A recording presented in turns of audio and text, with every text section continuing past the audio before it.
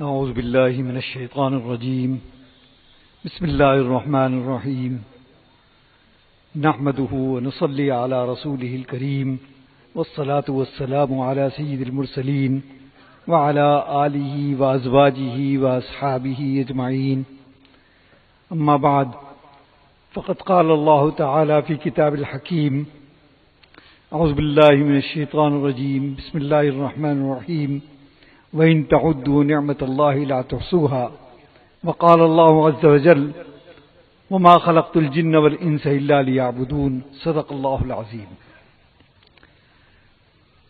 حضرات علماء کرام، ارباب علم و فضل اور معزز حاضرین، طلباء عزیز، میرے لیے اس وقت کی یہ لمحات بے حد خوشبختی کی علامت اور باسعادت ہے کہ مجھے آپ حضرات کے درمیان حاضری کا موقع اور شرف حاصل ہوا اور بیت العلوم میں حاضری کا موقع ملا۔ میں شکر گزار ہوں حضرت مولانا احمد اللہ صاحب دامت برکاتہم، مولانا ریاض احمد صاحب اور دیگر تمام منتظمین کا کہ انہوں نے مجھے یاد فرمایا اور میرے لیے یہ موقع، کیونکہ میں اپنے دادا محترم حضرت قاری طیب صاحب نور اللہ مرقدہ کے دور سے اس مدرسے کے تذکرے اپنے گھر میں، اپنے خانوادے میں تواتر کے ساتھ سنتا آیا ہوں۔ یہاں کے اکابرین، یہاں کے بڑوں کے تذکرے ہمارے خاندان کے اندر ایک عام تو غیر متعارف نہیں ہے، تعارف تو بہت پہلے سے ہے، حاضری کا موقع پہلی مرتبہ ہوا۔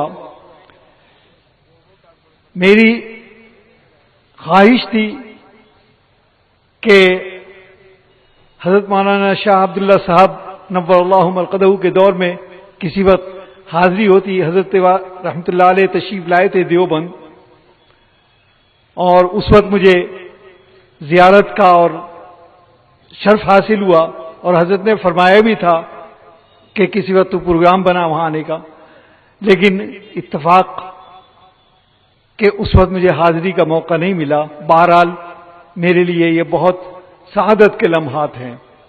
مجھے میرے بڑوں نے، میرے بزرگوں نے حکم دیا کہ مجھے کچھ عرض کرنا ہے۔ پہلی چیز بطور تمہید کے کہ انسان کا کوئی بھی فعل ہو، کوئی عمل ہو، کوئی حرکت ہو، کوئی سکون ہو، وہ بے مقصد نہیں ہوتا، بلکہ وہ کسی مقصد کے تابع ہوتا ہے۔ اگر مقصد پورا ہو رہا ہے تو اسے کہتے ہیں کہ وقت کا آرامد ہو گیا، لیکن اگر مقصد پورا نہیں ہوا تو ہم خود کہتے ہیں کہ وقت ضائع ہو گیا۔ آپ یہاں پر تشریف لائے، اپنے ادارے کے اندر آئے، آپ کو اطلاع ملی کہ ادارے کے اندر ایک بہت عظیم الشان اجتماع ہو رہا ہے، اس میں مختلف علاقوں سے اہل علم و فضل حضرات تشریف لا رہے ہیں، ان کے بیانات ہوں گے۔ آپ کے دل کے اندر ایک قصد پیدا ہوا کہ ہمیں ادارے میں جانا چاہیے اور ان بیانات کو سننا چاہیے، لیکن سوال پیدا ہوتا ہے کہ ان بیانات کو سننے کا مقصد کیا ہے؟ اگر یہاں پر آئے اور اہل علم کے آپ نے بیانات سنے، ان کے خیالات سنے، ان کے دین کے بارے میں، اسلام کے بارے میں حقائق جانے، اور یہاں سے بغیر کچھ لیے چلے گئے تو کہا جائے گا کہ یہ وقت ضائع ہو گیا۔ تو ظاہر ہے کہ یہاں آئے ہیں تاکہ کچھ حاصل ہو۔ جیسے کہ حدیث میں آتا ہے کہ نبی کریم علیہ الصلوۃ والسلام کی خدمت میں ایک اعرابی، ایک بدو، ایک گاؤں کے رہنے والے ایک حاضر ہوئے، تو صحابہ کرام کیونکہ منصب نبوت سے واقف تھے تو وہ سوال کرتے ہوئے ڈرتے تھے کہ ایسا نہ ہو کہ ہم سے کوئی بے ادبی صدر ہو جائے. کیونکہ قرآن کریم میں وَلَا تَرْفَعُوا أَصْوَاتَكُمْ فَوْقَ صَوْتِ النَّبِيِّ وَلَا تَجْهَرُوا لَهُ بِالْقَوْلِ كَجَهْرِ بَعْضِكُمْ لِبَعْضٍ أَن تَحْبَطَ أَعْمَالُكُمْ کہ اپنی آوازوں کو نبی کی آواز پہ بلند مت کرو. ایسا نہ ہو کہ تمہیں یہ خبر بھی نہ ہو اور کس وقت میں تمہارے اعمال جو ہیں وہ ختم ہو جائیں. آپ میں سے الحمدللہ سبھی کو دربار نبوی میں حاضری کا شرف حاصل ہوا ہوگا, صلاۃ و سلام پڑھنے کا اتفاق ہوا ہوگا, وہاں یہ آیت لکھی ہوئی ہے. تو منصب نبوت سے واقف تھے صحابہ کرام, سوال کرتے ہوئے ڈرتے تھے, لیکن بہرحال ایک انسان کی فطرت ہے کہ سوال اس کی طبیعت کے اندر ہوتا ہے. اب سوال تو ہے لیکن پوچھتے ہوئے ڈر رہے ہیں کیونکہ ایسا نہ ہو, کیونکہ وَلَا تَجْهَرُوا لَهُ بِالْقَوْلِ كَجَهْرِ بَعْضِكُمْ لِبَعْضٍ أَن تَحْبَطَ أَعْمَالُكُمْ کہ دوران گفتگو کوئی بات ایسی نکل جائے جیسی ہم آپس میں کرتے ہیں اور ہمارے اعمال. تو انتظار کیا کرتے تھے کہ کوئی گاؤں سے, کوئی دیہات سے, کوئی بدو وہ آ جائے, کیونکہ وہ منصب نبوت سے واقف نہیں, ان آداب سے واقف نہیں ہے. عقیدت ہے, محبت ہے, تعلق ہے, طلب ہے, سب کچھ ہے, لیکن ان آداب سے واقف نہیں ہے, لہذا وہ سیدھی سیدھی بات کرتا ہے. چنانچہ حاضر ہوئے اور براہ راست مخاطب کرتے ہوئے کہ یا رسول اللہ صلی اللہ علیہ وسلم واز فرمائیے. لیکن ایک منٹ رکیے, واز لمبا چوڑا نہ کہیے گا کیونکہ میں بہت لمبا سفر کر کے آ رہا ہوں. ایسا نہ ہو کہ آپ نے بات بہت لمبی چوڑی کہی اور میرے دماغ میں رہی نہ اور یا میں اس پر عمل نہ کر سکا, تو میرا آنا نہ آنا بیکار ہو جائے گا, یہ سفر بیکار ہو جائے گا میرا. میں یہاں جس مقصد سے آیا ہوں وہ کارآمد نہیں ہوگا. لہذا واز مختصر کہیے گا. ظاہر ہے یہ بات وہی کہہ سکتا تھا جو منصب نبوت سے واقف نہیں, اتنی ضرورت وہی کر سکتا تھا. لیکن صحابہ کرام کیونکہ انتظار میں رہتے تھے, جواب وہ بھی چاہتے تھے کہ آپ صلی اللہ علیہ وسلم فرمائیں گے. آپ نے فرمایا کہ بیٹھ جاؤ اور آپ نے واز فرمایا. وہ 1 منٹ تو کیا 3 سیکنڈ بھی نہیں لگے اور فرمایا کہ صلو صلاۃ المودع. 3 لفظ فرمائے کہ صلو صلاۃ المودع, جس کا حاصل یہ کہ نماز پڑھو اس سے پہلے کہ تمہارا آخری وقت آ جائے. کیونکہ موت برحق ہے, آنی ہے, کس وقت آنی ہے, کہاں آنی ہے, کیسے آنی ہے, کس طرح آنی ہے, یہ کچھ نہیں پتا. لیکن اس کے برحق ہونے پر یہ اتنی اٹل حقیقت ہے کہ جس کو ہر انسان جانتا ہے, اس طرح سے جانتا ہے جیسے یہ جانتا ہے کہ اس وقت سورج نکل رہا, لیکن اس کے باوجود اس حقیقت سے غفلت ہے. تو آپ کے فرمانے کا مقصد یہ کہ جب نماز پڑھنے کھڑے ہو تو شروع میں بھی ارادہ کر کے یہ سوچو کہ ہو سکتا ہے کہ یہ میری زندگی کی آخری نماز ہو. کیونکہ کسی کو کیا پتا کہ ہم نے ظہر پڑھی تھی, جمعہ کی نماز پڑھی تھی, عصر کی نماز ملے گی کہ نہیں ملے گی, یہ تو نہیں پتا. جب انسان یہ سوچ کر نماز پڑھے گا کہ ہو سکتا ہے کہ یہ میری زندگی کی آخری نماز ہو, تو آپ خود سوچئے کہ اس کے اندر جو خشوع اور خضوع پیدا ہوگا, بقول چلتے کہ وہ اپنا دل توڑ کے اللہ کے سامنے پیش کر دے گا, اس لیے کہ وہ تو یہ سمجھے گا کہ میری زندگی کی آخری نماز ہے. تو لفظ صرف 3 ہیں کہ صلو صلاۃ المودع, لیکن اس میں ایک پورا علوم اور معارف کا ایک دریا بہ رہا ہے. کیونکہ نماز کی اصل حقیقت ہے کیا؟ نماز کی اصل حقیقت یہ ہے کہ تمام بڑائیاں, تمام کبریائی, تمام عزتیں جو ہے وہ اللہ کے لیے اور تمام ذلتیں جو ہے وہ میرے لیے. ظاہر خالق اور اس کے سامنے ذلت اختیار کرنا کہ پہلے غلاموں کی طرح ہاتھ باندھ کے کھڑے ہونا، پھر جھک جانا، پھر جو سب سے محترم حصہ ہے انسان کا اس کو زمین پر رکھ دینا، گویا یہ اپنے تذلل کا اظہار ہے کہ اللہ ساری عزتیں تیرے لیے۔ تو اسے کہتے ہیں خشوع اور خضوع۔ ان تین لفظوں کے اندر وہ خشوع اور خضوع کا فلسفہ جو ہے وہ چھپا ہوا ہے اس کے اندر کہ صلو صلاۃ المودع،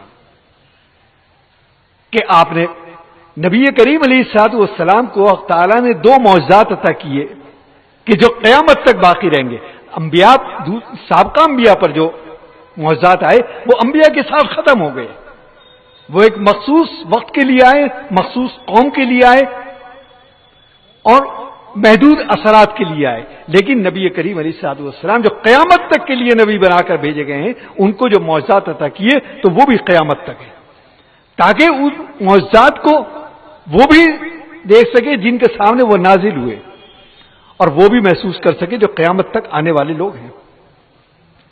ایک قرآن کریم اور ایک جوامع الکلم۔ جوامع الکلم وہ حدیث ہے کہ جس میں الفاظ بے انتہا مختصر اور علوم و معارف کے ایک ایسے سمندر اس کے اندر پوشیدہ ہیں کہ اہل علم حضرات نے اس سے بڑی بڑی تصانیف مرتب کر دی ہے۔ یہ اللہ تعالیٰ نے نبی کریم علیہ الصلوۃ والسلام کو یہ خصوصیت عطا فرمائی تھی۔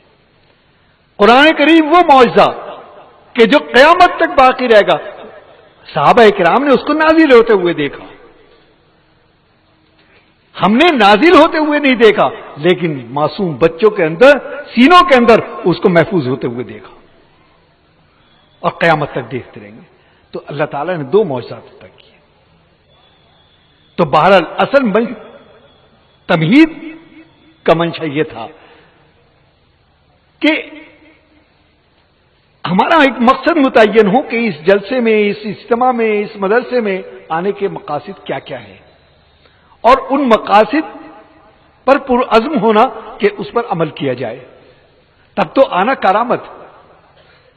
اور اگر یہاں سے کچھ لے کر نہیں گئے تو آنا لا حاصل ہو گیا۔ جسے کہتے ہیں کہ جلوت میں سنیے اور خلوت میں غور کیجیے تو صحیح نتیجے پر پہنچ جائیں گے۔ تو ابھی میں نے جو آیت آپ کے سامنے پڑھی، وَإِن تَعُدُّوا نِعْمَتَ اللَّهِ لَا تُحْصُوهَا، اس کا حاصل یہ کہ حق تعالیٰ نے ہمیں بے شمار نعمتوں سے سرفراز فرمایا ہے۔ گویا اگر ہمیں 50 زندگیاں بھی ایسی مل جائیں اور ہم ان تمام زندگیوں کا ایک ایک لمحہ سجدہ شکر میں گزار دیں تو اللہ کی نعمتوں کا حق ادا نہیں کر سکتے، کیونکہ انسان عام طور پر یہ سمجھتا ہے کہ نعمت کا تعلق جو ہے وہ کھانے پینے، رہنے سہنے یا ایسی چیزیں جن سے کچھ فائدے پہنچ رہے ہیں مجھ سے نہیں، بلکہ اس دنیا میں آنے کے بعد ہر وہ چیز کہ جس کی انسان کو ضرورت پیش آ سکتی ہے وہ نعمت ہے۔ یہ چلنا پھرنا، سونا جاگنا، اٹھنا بیٹھنا، قوت سماعت، دیکھنے کی قوت، یہ علم کا حاصل ہونا، کس کس چیز کو؟ کیونکہ علم اللہ کی صفت ہے، جس کے بارے میں والدہ کا معلوم تو کن تعلم وکان فضل اللہ علیہ کا عظیم، جس کو علم حاصل ہو گیا اس کو اللہ کا فضل عظیم حاصل ہو گیا۔ تو بے شمار نعمت ہے، لیکن اگر غور کریں تو ان تمام نعمتوں میں اعلیٰ ترین نعمت کون سی ہے؟ کس کو کس نعمت پر فوقیت دیں گے؟ وہ ہے زندگی، وہ ہے ہمارا وجود، کیونکہ تمام نعمتوں سے لطف اندوز ہونے کے لیے، تمام نعمتوں سے محظوظ ہونے کے لیے، تمام نعمتوں سے فائدہ اٹھانے کے لیے ہمارے اندر زندگی کا ہونا ضروری ہے۔ زندگی نہیں ہے تو کسی بھی نعمت سے ہم بہرہ نہیں ہو سکتے۔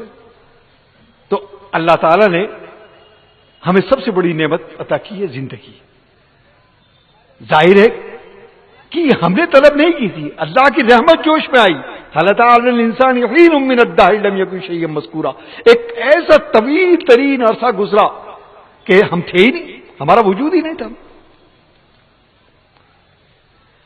تو اب اللہ نے یہ زندگی عطا کی، اور یہ زندگی بھی کوئی چھوٹی موٹی زندگی نہیں ہے.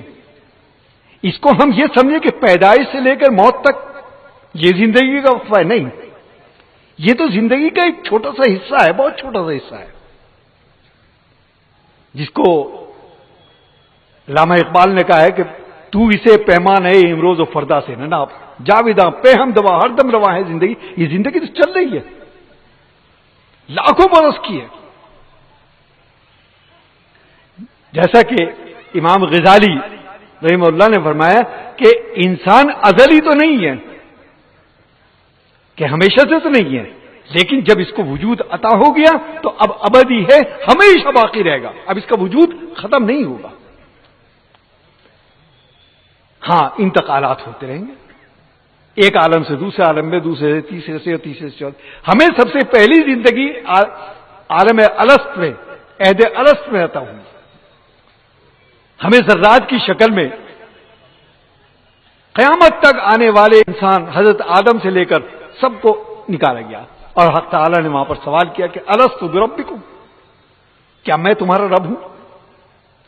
اب آپ اس سوال پر غور کیجئے کہ سوال کیا جائے کہ الست بربکم، کیا میں تمہارا رب ہوں؟ سوال اس سے کیا جاتا ہے کہ جس میں سوال کو سمجھنے کی صلاحیت ہو، اس کا جواب دینے کی اہلیت ہو، اس میں سائل کو دیکھنے کی قوت ہو اور جواب دینے کی طاقت ہو اس کے اندر. اس کا حاصل یہ ہے کہ جس وقت وہ زندگی ہمیں عطا ہوئی، ہم نے براہ راست انہی آنکھوں سے یا اسی شعور سے، اسی عقل سے اپنے اللہ کو روبرو دیکھا ہے، روبرو دیدار کیا ہے. ہماری فطرت کے اندر یہ جو، چاہے وہ کسی بھی مذہب سے تعلق رکھتا ہو، لیکن ایک عظیم طاقت کا جو تصور ہمارے ذہنوں کے اندر ہے انسانیت، وہ اسی عہد الست کا اثر ہے کہ وہاں اقرار کر کے آئے تو سب سے پہلے روح محمد صلی اللہ علیہ وسلم گویا ہوئی کہ بلا بے شک آپ ہمارے رب ہیں، اور اس کے بعد ہم سب نے اقرار کیا. اس زندگی میں کتنا عرصہ گزرا ہے وہ ہمیں نہ یاد ہے، نہ ہم اس کا ادراک کر سکتے ہیں، نہ اس کو جان سکتے ہیں. اس لیے کہ ہم جو حساب لگاتے ہیں وہ اپنے احوال کے حساب سے لگاتے ہیں. جیسا کہ ہم دنیا کے اندر 50 سال، 60 سال، 70 سال، 100 سال سے اوپر ہو گئے تو لوگ کہتے ہیں کہ بھائی بڑی لمبی زندگی ہے. تو لیکن اس زندگی کی حقیقت کیا ہے؟ الا عشیۃ و ضحاہا. جب حق تعالیٰ پوچھیں گے کہ تو ایسا لگے گا کہ جیسے ہم گئے تھے اور ابھی واپس آ گئے. اور اللہ تعالیٰ ہر چیز کا جو مظاہرہ ہے وہ اسی دنیا کے اندر کرا دیتے ہیں کہ ذرا اپنے پیچھے پلٹ کر دیکھیے، آپ کو اپنا بچپن ایسے نظر آئے گا کہ یہ کل کی بات ہے، کہ کل تک انہی گلیوں کے اندر آپ کھیل رہے تھے، آج معلوم ہو کہ 50 سال گزر گئے. کہاں گئے وہ 50 سال؟ تو کتنا عرصہ ہم نے گزارا؟ تو یہ ہماری پہلی زندگی تھی،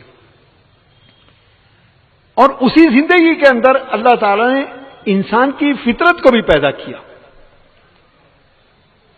بہت ساری چیزیں عطا ہوئی، گویا نعمتوں کا جو نزول ہے وہ اسی وقت سے شروع ہو گیا. مثلا حضرت آدم علیہ السلام نے اپنی ذریت پر نظر ڈالی، تا حد نگاہ ان کی ذریت پھیلی ہوئی تھی، اور ہر ایک کا چہرہ حضرت آدم کے سامنے تھا، اور ہر ایک کی پیشانی پر اس کی عمر، اس کے اعمال اور اس کی تمام چیزیں وہ لکھی ہوئی تھی. ایک بہت بڑا منور چہرہ آدم علیہ السلام کو نظر آتا ہے، جس پہ عمر لکھی ہوئی ہے 60 سال. حق تعالیٰ سے عرض کیا کہ یا اللہ یہ کون ہے؟ میں کہ یہ تمہاری اولاد میں ہے اور ان کو نبوت سے سرفراز کیا گیا. ان کا نام ہے ادریس. آدم علیہ السلام کو ان پر پیار آیا، محبت آئی، اور یہ خیال ہوا کہ مجھے تو عمر ملی ہے 1000 برس، اور اسے میرے بچے کو عمر مل رہی ہے 60 سال. تو بارگاہ رب العزت میں درخواست پیش کی کہ یا اللہ اس کی عمر میں اضافہ نہیں ہو سکتا، کیونکہ اب یہ ذہن میں رکھیے کہ وہاں فطرت کی تخلیق ہو رہی ہے. حق تعالیٰ فرماتے ہیں کہ اگرچہ یہ سنت اللہ کے خلاف ہے، کیونکہ جو چیز سنت اللہ میں لکھی دی گئی اس میں کوئی تبدیلی نہیں. ولا تبدیل لکلمات اللہ، اللہ کے کلام کے اندر، اللہ کے بات کے اندر کوئی تبدیلی نہیں. لیکن صرف تمہاری خاطر پہلی اور آخری مرتبہ ہم تبدیلی کر دیتے ہیں. اور وہ عمر 60 سال سے بڑھا کے 100 برس کر دی گئی. اب آپ اس پہ غور کریں کہ محض بات یہاں ختم نہیں ہو گئی کہ وہ، کیونکہ ابھی تو ان کی اس دنیا میں آنے میں بڑا وقت تھا، وہ تو حضرت آدم کے بہت عرصے کے بعد آئے. 1000 برس گزرنے کا 940 برس 960 برس گزرنے کے بعد جب ان کی زندگی 960 برس کی ہو گئی آدم علیہ السلام کی، تو ملک الموت تشریف لاتے ہیں اور کہتے ہیں کہ تشریف لے چلیے. کہ کہاں؟ کہ آپ کی رخصت کا وقت آ گیا، اس دنیا سے رخصت ہو. فرمایا کہ میری عمر تو اللہ تعالیٰ نے 1000 برس لکھی تھی، اور آپ تو 40 برس پہلے آ گئے. کہا کہ ہم 40 برس پہلے نہیں آئے. یاد کیجئے وہ وقت عہد الست کا کہ جب آپ نے اپنی عمر سے 40 برس جو ہیں وہ اپنے بیٹے ادریس کو دے دیے. تو آپ کی عمر کتنی رہ گئی؟ 960 برس. کہا کہ مجھے تو یاد نہیں ہے، اور واقعی ان کو یاد نہیں تھا. یاد دلایا گیا، وہ منظر دکھایا گیا، لیکن وہاں فطرت کیا تخلیق ہوئی؟ وہ تھی بھول انسان کے کیونکہ جو چیز آدم علیہ السلام کے اندر پیدا ہوئی وہ ان کی ذریت میں وہ قیامت تک اسی طرح سے چلتی رہے گی. تو بھول حضرت آدم علیہ السلام کی فطرت میں پیدا ہوئی. لیکن یہ بھول کیا تھی؟ یہ اللہ تعالیٰ کو ایک نعمت سے نوازنا تھا انسانیت کو. یہ ایک بہت بڑی نعمت. اور یہ نعمت کس طرح سے کہ اگر انسان کے دماغ کے اندر یہ بھول نہ ہوتی کہ وہ واقعات کو، حادثات کو، حوادث کو، بلاؤں کو، ان سب کو بھول جایا کرتا تو انسان کے لیے زندگی دشوار ہو گئی تھی. انسان کے لیے سب سے صبر اعظم مرحلہ کون سا ہوتا ہے؟ جب اس کے والدین، جب اپنے والدین کو اپنے کندھے پر لے کے جاتا ہے وہ قبرستان، یا اپنی جوان اولاد کو لے کر جاتا ہے قبرستان، یا اپنے عزیز اقارب کو لے کر جاتا ہے قبرستان. لیکن کتنا بھی تعلق ہو، والدین کا تعلق ہو، اولاد کا تعلق ہو، عزیز و اقارب کا تعلق ہو، اہل و عیال کا تعلق ہو، کسی کیسا بھی تعلق ہو، لیکن اللہ نے فطرت یہ بنائی ہے انسان کی کہ جو کیفیت جاتے ہوئے وہ آتے ہوئے نہیں ہے. جو آج ہے وہ کل نہیں ہے، جو کل ہے وہ پرسوں نہیں ہے، اور وقت کے ساتھ ساتھ وہ زخم منتقل ہو جاتے ہیں. اگر وہ صدمہ اسی طرح سے تر و تازہ رہا کرتا کہ جو پہلے دن یا پہلے وقت، تو آپ خود سوچئے کہ کیا زندگی کا کاروبار چل جاتا؟ ہرگز نہیں چل سکتا. تو اللہ تعالیٰ کو ایک نعمت سے سرفراز کر دیں. تو گویا ہمارے اوپر نعمتوں کا نزول جو ہے وہ عہد الست سے ہی شروع ہو گیا، اور یہ ہماری پہلی زندگی اور پہلی موت ہے. اس کے بعد ہمیں عالم ارواح کے اندر منتقل کر دیا گیا. ہزاروں لاکھوں برس ہم مارے، اس کے بعد ہم منتقل ہوئے اور عالم صلب کے اندر منتقل ہو گئے، باپ کی پشت کے اندر. یہ ڈی این اے کیا چیز ہے؟ یہ وہ ذرہ ہی تو ہے. باپ کی پشت سے منتقل ہوئے تو وطن مادر میں آ گئے. یہاں ہم نے 9 مہینے کا وقت گزارا. جب ہم ایک عالم سے دوسرے عالم میں منتقل ہو رہے ہیں تو ہمیں اس عالم کی کیفیات کا علم نہیں ہے کہ اس میں کیا ہونا ہے یا اس کی کیفیات کیا ہو سکتی ہے. اس کو مثال کے طور پر یہ سمجھ لیجیے کہ 9 مہینے کا وقت جو ہے وطن مادر میں، وہ اتنی ہی بڑی زندگی ہے جیسی اس دنیا کے اندر 70 80 100 برس کی زندگی ہے. اگر آپ اس بچے سے یہ پوچھیں کہ جس عالم میں تم ہو وہ کیا ہے، کیسا خوش ہے، تو وہ کیا کہے گا؟ اور آپ اس کا جواب سننے کے قابل ہو، وہ جواب دینے کے قابل ہو، فرض کر لیجئے، تو وہ کیا کہے گا کہ نہایت حسین ترین دنیا ہے. بھائی غذا کیا کھا رہے ہو؟ کہ بڑی حسین بڑی لاجواب غذا کھا رہا ہوں. آپ اسے کہیں کہ جس دنیا کے اندر تم ہو وہ اتنی چھوٹی ہے کہ اس جیسی لاکھوں کروڑوں دنیایں اس دنیا کے اندر آ جائیں جس میں تم آنے والے ہو. اور یہ دنیا بہت حسین ہے، اس میں سمندر ہیں، پہاڑ ہیں، باغات ہیں، کھیت کھلیان سب ہیں. وہ بچہ کچھ نہیں سمجھ سکے گا کیونکہ وہ سمندروں کی، پہاڑوں کی، ان خوبصورتیوں کی، اس نیچر کی، اس فطرت کی حقیقت کو جانتا ہی نہیں، تو وہ کیا سمجھ سکے گا. بین یہی معاملہ جو ہے یہاں سے عالم برزخ کا ہے. ہمیں لگتا ہے کہ ہم ایک گڑھے کے اندر ان کو دبا کے چلے آئے.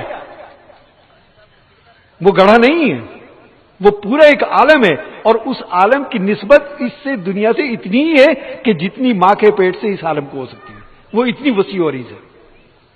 اور غذا جس طرح سے اس دنیا کے اندر آ کے ہمیں یہ اس تصور سے گھن آتی تھی کہ ہم ماں کے پیٹ میں کیا کھا رہے تھے، گندگی تو تھی، ہمیں تصور سے گھن آتی ہے. اسی طرح سے عالم برزخ میں پہنچنے کے بعد اس عالم سے وہ نفرت کا عالم ہوگا. گویا انسان جو ہے وہ ترقی کی طرف چل رہا ہے، تو انتقالات ہو رہے ہیں اس کے، ایک عالم سے دوسرے عالم، دوسرے سے تیسرے. تو اس وہاں کی نعمتیں الگ، یہاں کی نعمتیں الگ. لیکن یہ نعمت جو اللہ تعالیٰ نے دی ہے، جب تک اس کا کوئی نسب العین نہیں ہوگا، ظاہر ہے کہ عمر سب سے بڑی نعمت ہے، لیکن اس عمر کا کوئی نسب العین نہ ہو، کوئی مقصد نہ ہو، تو گویا لا حاصل ہے. اولئک کالانعام. کیونکہ ایک چیز ہے کہ ایک اختیاری ہے، ایک غیر اختیاری. غیر اختیاری تو یہ ہے کہ زندگی گزری جائے گی، سب کی گزر جاتی ہے. دیوانہ بھی گزار دیتا ہے اور عقل مند بھی گزار دیتا ہے، اچھی بری سب. لیکن ایک یہ کہ مقصد متعین ہو کہ اللہ نے اتنی بڑی نعمت عطا کی، ہم اس کو بے مقصد گزار دیں، تو یہ ایسا ہی ہے کہ جیسے آپ یہاں اس جلسے کے اندر تشریف لائے اور بے مقصد اٹھ کے چلے جائیں. اور اگر مقصد کوئی متعین نہ ہو تو انسان کو کیا کہتے ہیں؟ آپ یہاں سے دہلی کا سفر کر رہے ہیں، آپ سے کوئی پوچھے ٹرین میں کہ جناب کہاں جا رہے ہیں آپ، کہ میں کہیں بھی نہیں، کہ اس مقصد کا سفر کہ نہیں کچھ نہیں، بس ایسے ہی بیٹھ گیا تھا، آپ کیا کہیں گے؟ آپ یہی کہیں گے کہ دیوانے ہو گیا. یہ ایک انسان بے مقصد بول رہا ہے، لوگ کہتے ہیں دیوانہ ہے. بے مقصد چلا جا رہا ہے تو لوگ کہتے ہیں مجنون ہے. تو معلوم ہوا کہ اصل چیز مقصد ہے، اصل چیز نصب العین ہے. نصب العین اگر ہوگا، مقصد اگر ہوگا تو آپ کو لوگ عقل مند سمجھیں گے کہ بھئی ایک مقصد کے تحت یہ جا رہے ہیں، ایک مقصد کے تحت بول رہے ہیں، ایک مقصد کے تحت یہ کام کر رہے ہیں. بے مقصد تو سفر کرنا لا حاصل ہے. تو مقصد ہی انسان کو عقل مند بناتا ہے، کیونکہ دعویٰ ہمارا یہ ہے کہ ہم اس مخلوقات عالم میں سب سے زیادہ عقل مند، سب سے زیادہ دانشور ہمیں. تو اس عظیم ترین نعمت زندگی کا مقصد متعین ہونا چاہیے. وہ مقصد کیا ہو؟ وہ مقصد ایسا ہو کہ جو ساتھ ساتھ چل سکے. اب معلوم ہوا کہ زندگی تو لاکھوں برس کی ہے اور مقصد آپ نے وہ متعین کیا. اب انسان اپنی عقل سے پوچھتا ہے کہ کیا مقصد ہونا چاہیے میری زندگی کا. ہم اپنے احوال کے لحاظ سے ایک انسان مقصد متعین کرے. میری زندگی کا مقصد جو ہے کہ مجھے روٹی ملتی رہے, اچھا کھانا ملتا رہے, وقت پہ ملتا رہے. اگرچہ زندگی کی بقا کے لیے ضروری چیز ہے, مقصد ہے, لیکن کوئی بلند ترین مقصد نہیں ہے. اس لیے کہ کھانا اور روٹی تو جانوروں کو بھی مل جاتی ہے, وہ بھی اپنی زندگی گزارتے ہیں. اور علم کو اگر آدمی روٹی کے حصول کا ذریعہ بنا لے تو علم کی اس سے زیادہ توہین اور کوئی نہیں ہے, کیونکہ رزق کا وعدہ تو اللہ نے کیا ہے, وہ آپ کو عطا ہوگا, ملے گا. جب آپ کو یقین ہے تو وہ ملنا ہے. تو لہذا وہ مقصد آپ کے ساتھ زیادہ عرصے تک نہیں چلا, ادھر دم نکلا نہیں, ابھی بستر مرگ تک انسان پہنچا, معلوم ہوا کہ وہ مقصد ساتھ چھوڑ گیا, روٹی ہضم ہی نہیں ہو رہی ہے. آگے جائے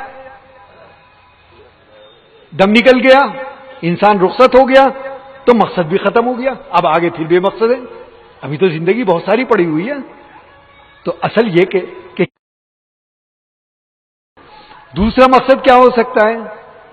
دوسرا مقصد دوسرے انسان نے بتایا کہ میری زندگی کا مقصد پیسہ حاصل کرنا ہے, کہ میرے پاس پیسہ بہت ہو. مقصد برا نہیں ہے, کیونکہ پیسے کے ذریعے سے انسان بہت, لیکن پیسہ بذات خود مقصد نہیں ہے, بلکہ پیسہ صرف ایک وسیلہ ہے, ایک ضرورت ہے. اگر وہ ضرورت بغیر کسی محنت کے حاصل ہو جائے, یا کسی کوئی عالم ایسا ہو کہ جہاں انسان کو وہ مقصد حاصل ہو جائے بغیر محنت کیے, تو انسان کیوں محنت کرے گا. ظاہر ہے کہ انسان اگر پیسہ کماتا ہے تو اس کا مقصد کیا ہوتا ہے کہ اپنے گھر کا خرچہ چلائے, اپنے بیوی بچوں کی دیکھ بھال کرے, اپنا مکان بنائے اپنے. تو پیسہ ضرورت اور وسیلہ ہے, بذات خود مقصد نہیں ہے. تیسرا مقصد پھر انسان نے متعین کیا, کہ تیسرا مقصد یہ متعین کیا کہ مجھے کہ عزت اور اقتدار ہونا چاہیے میرے پاس. اور عزت کے کیا معنی متعین کیے؟ عزت کے معنی یہ متعین کیے کہ لوگ مجھے بڑا سمجھیں. اب سوال یہ پیدا ہوتا ہے کہ اس سے زیادہ ہلکی چیز اور کیا ہو سکتی ہے کہ ایک انسان یہ تصور کر رہا ہے کہ مجھے لوگ بڑا سمجھیں.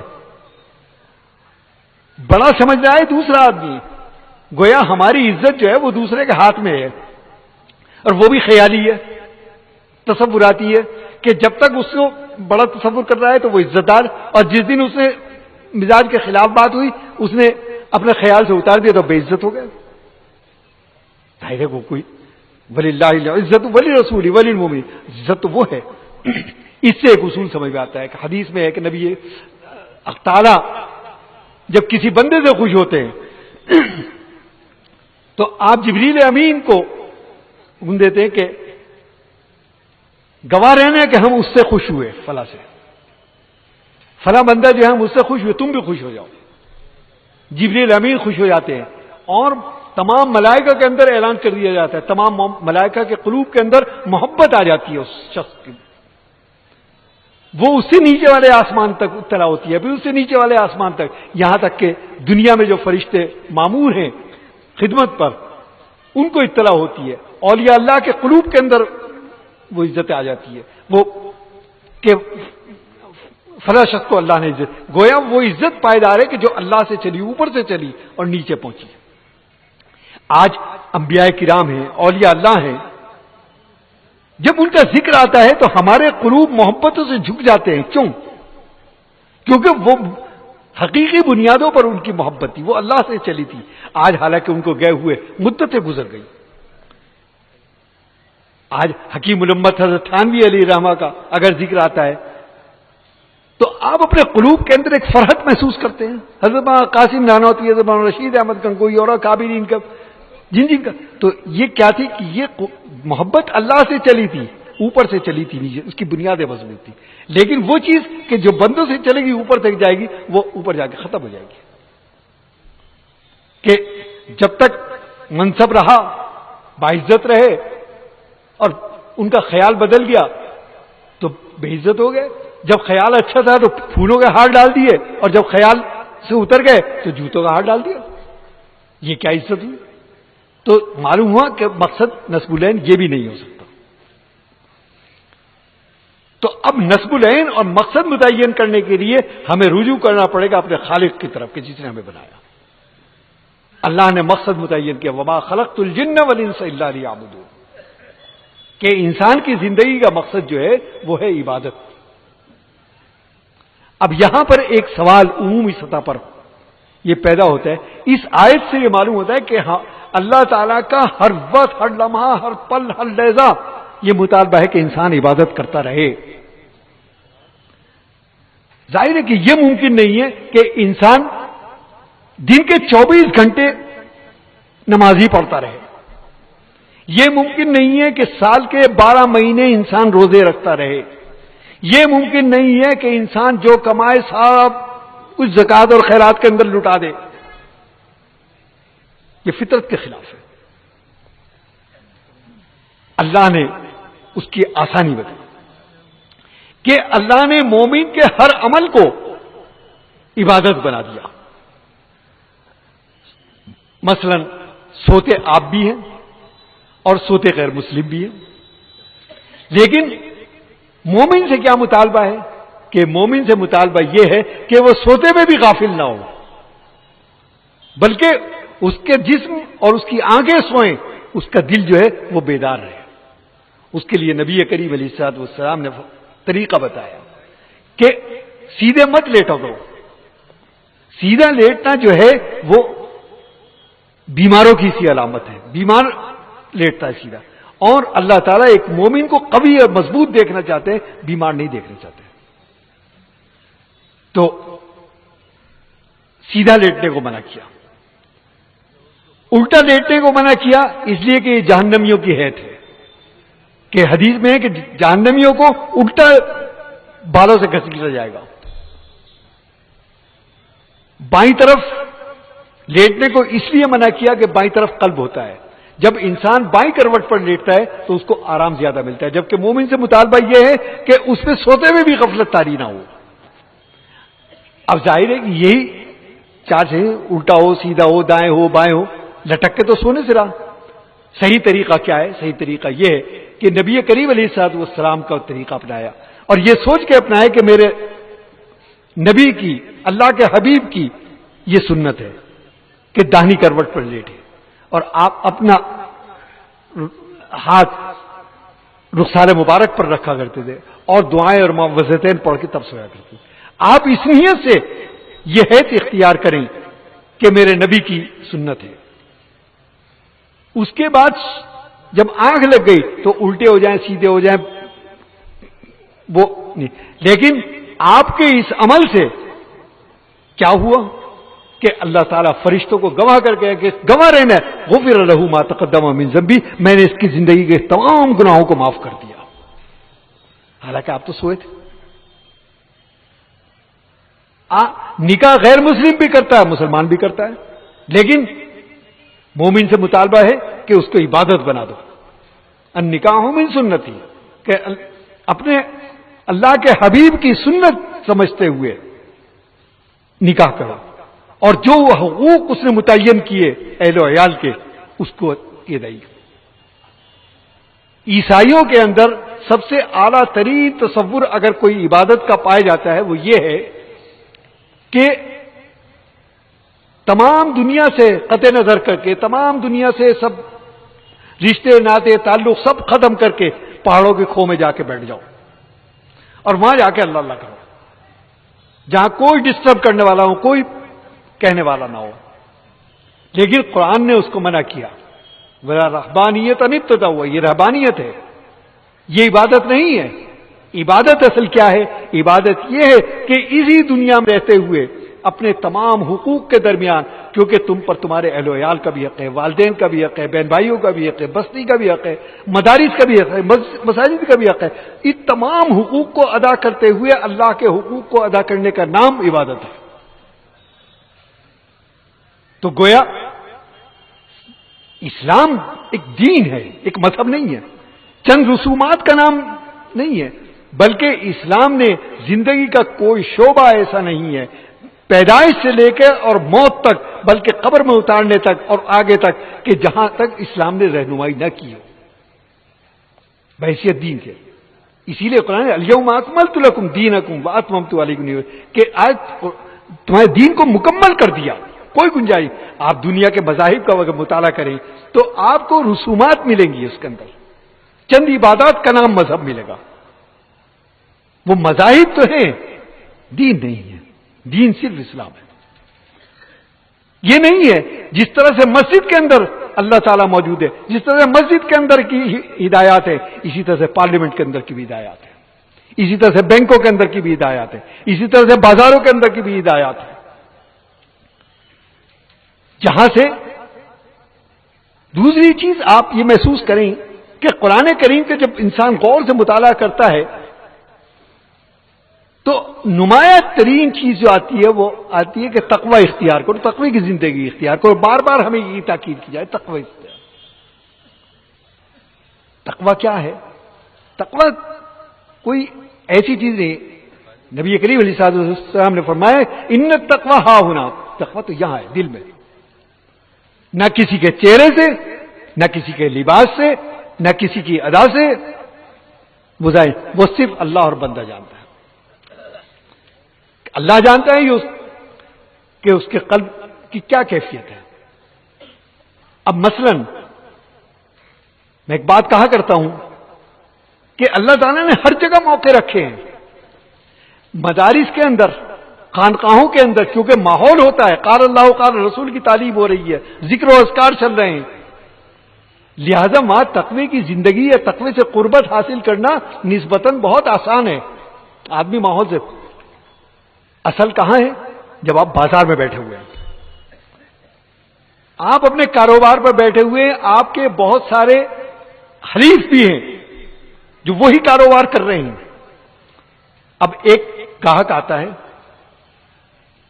ایک چیز آپ یہ مائک فروخت کر رہے ہیں، لیکن اس مائک کی وہاں پر 50 دکانیں اور ہیں۔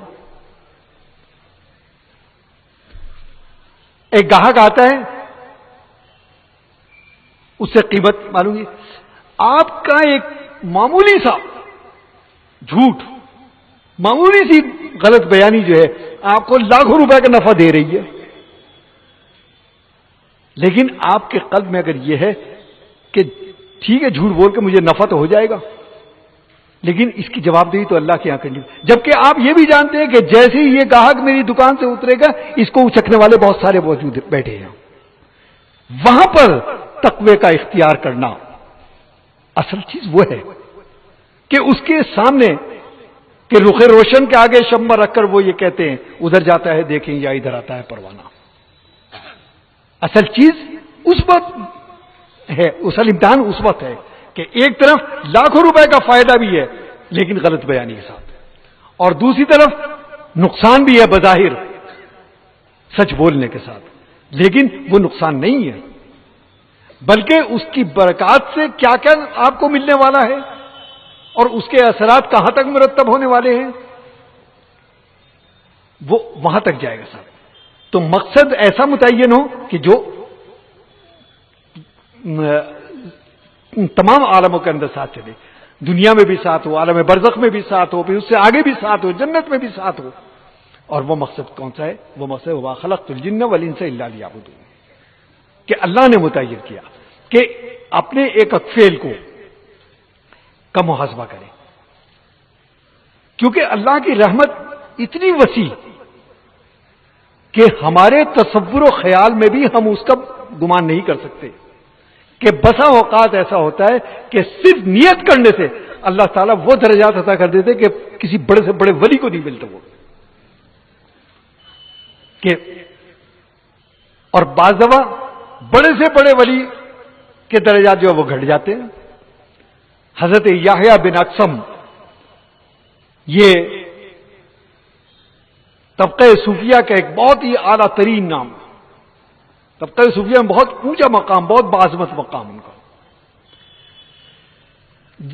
اپنے معاصرین کے درمیان، اپنے زمانے کے اندر میں وہ معروف تھے عبادت کرنے میں.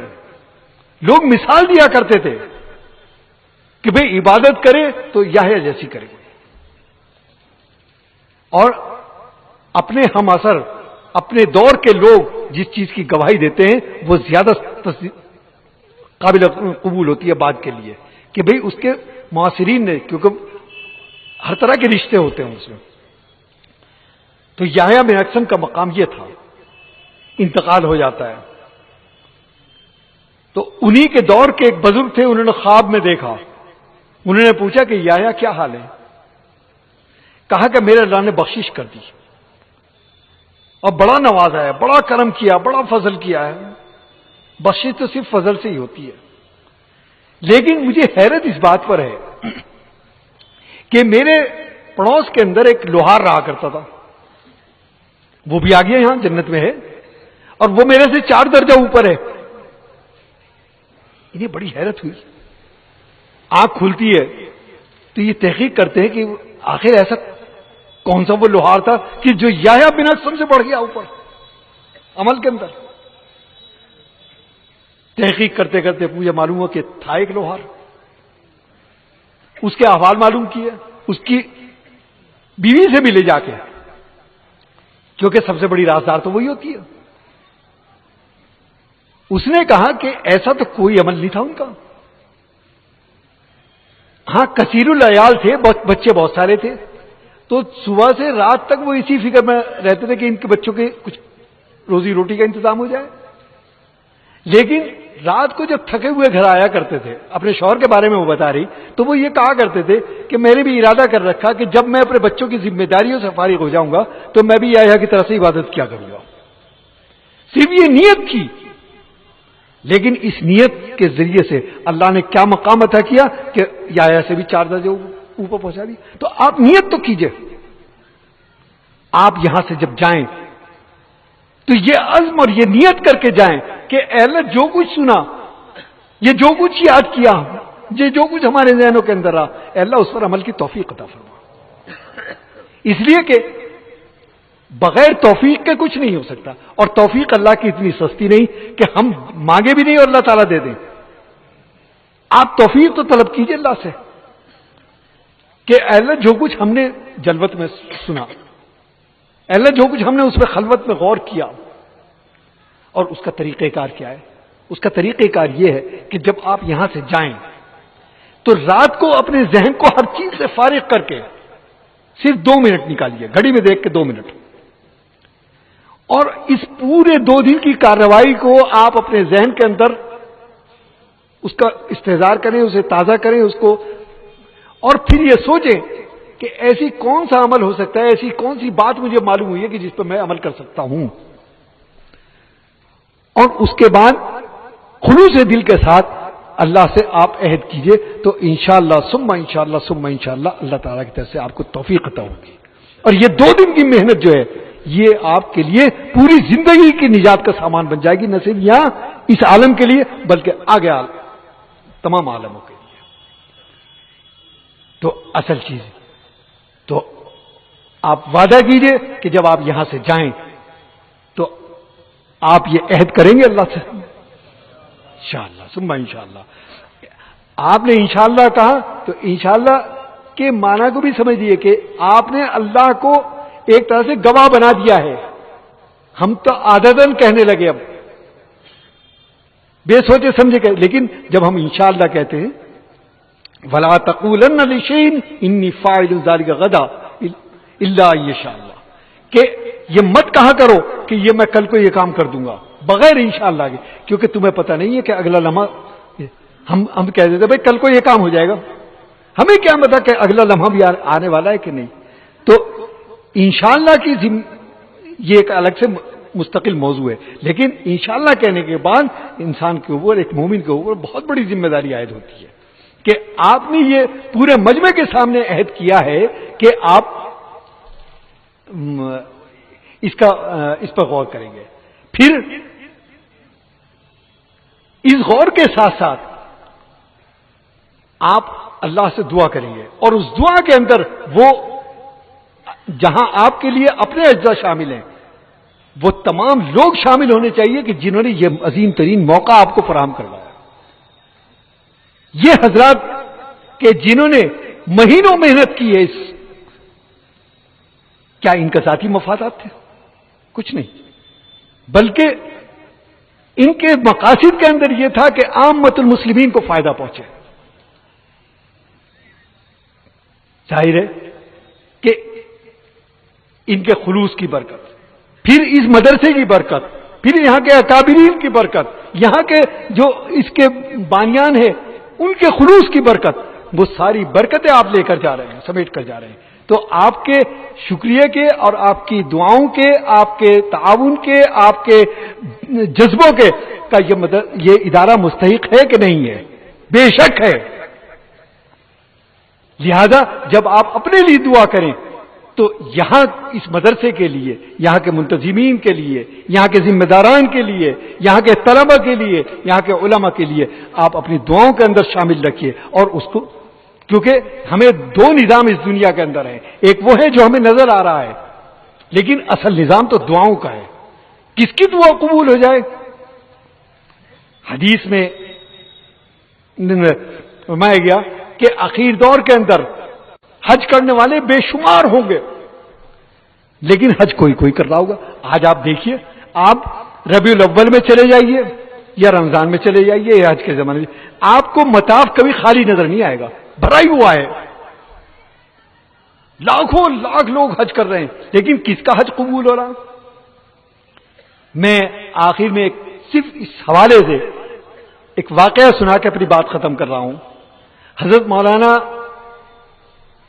امداد اللہ مہاجر مکی، جو ہمارے تمام اکابرین کے شیخ ہیں، حضرت قاسم نانوتوی بانی دارالعلوم دیوبند ان کے شیخ، حضرت مولانا رشید احمد گنگوہی کے شیخ، حضرت مولانا حکیم الامت حضرت تھانوی علی، تو بڑا اونچا مقام، بڑا باعظمت مقام. تو حضرت تھانوی سے کسی نے پوچھا کہ حضرت ایک بات سمجھ میں نہیں آتی کہ حضرت حاجی امداد اللہ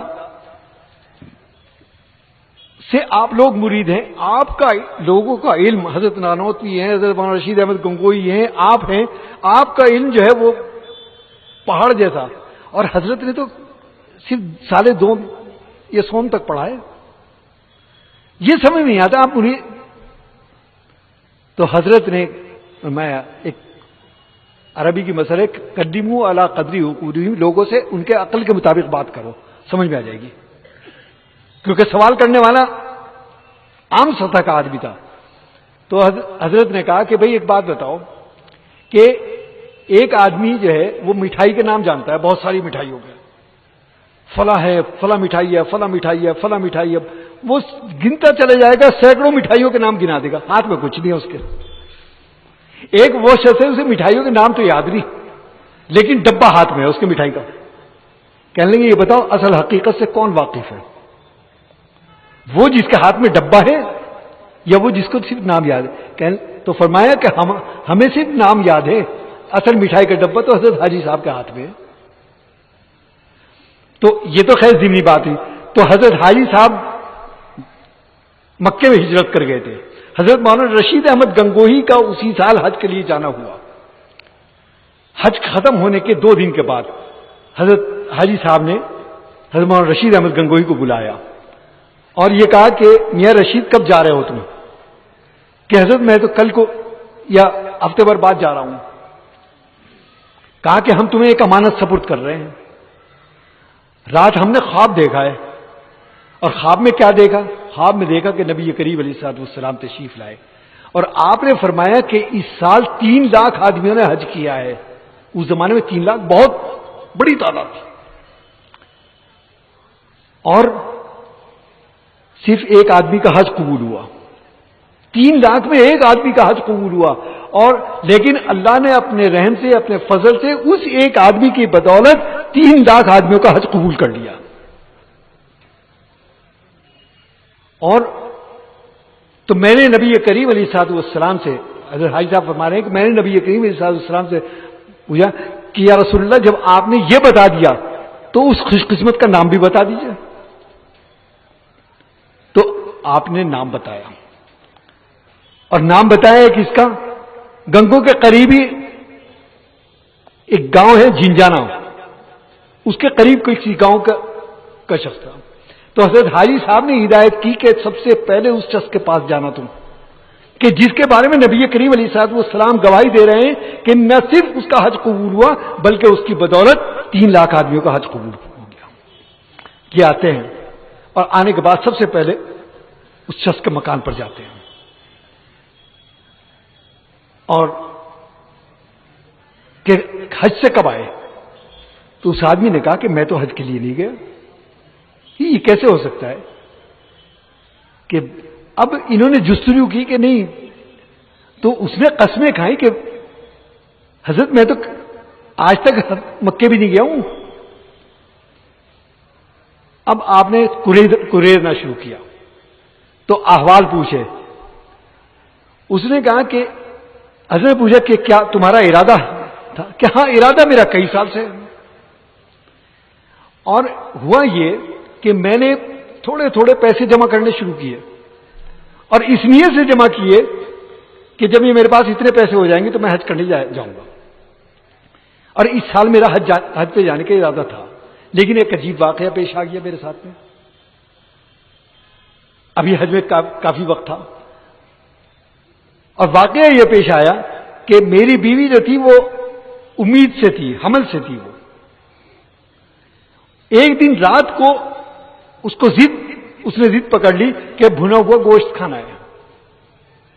कहने लगे कि इतनी शिद्दत के साथ में उसने जिद पकड़ी कि मैंने लाख उसको समझाया कि अल्लाह की बंदी मैं कहां से लेकर आऊं, इस वक्त रात के 2 बज रहे, ये गांव देहात का मामला, यहां कहां से मैं तेरे लिए भुना हुआ गोश्त लेगा?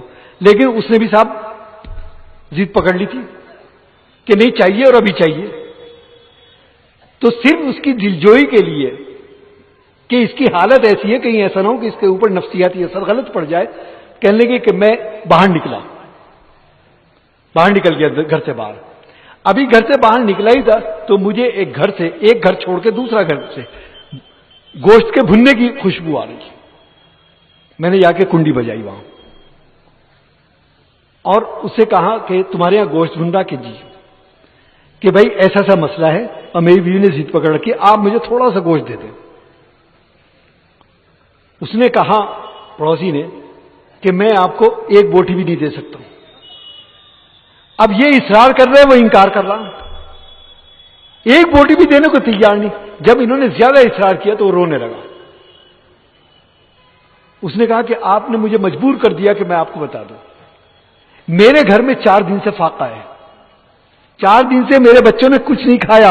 अब इस वक्त रात के अंधेरे में मैं बाहर निकला और एक कुत्ते को हलाक करके उसका गोश्त बना रहा हूं ताकि बच्चों का पेट भर सकूं। ये कहते हैं कि मुझे ऐसा लगा कि जैसे मेरे पांव से के नीचे तो जमीन निकल गई, कि लानत है तेरे ऊपर, तू हज को जा रहा है और तुझे ये पता नहीं कि तेरे पड़ोस के अंदर बच्चे भूखे भी। कहने लगे, मैंने कहा कि साहब बर्तन फेंक दो। अपने घर आया, जितने पैसे मैंने जमा किए थे सारे लाके उसको दिए कि खाने का इंतजाम। हालांकि हज के लिए नहीं गया, लेकिन नबी करीम अलैहिस्सलाम ने गवाही दी कि उसका हज कबूल हो गया। न सिर्फ उसका बल्कि उसकी बदौलत 3 लाख आदमियों का हज कबूल। तो असल चीज नियत है।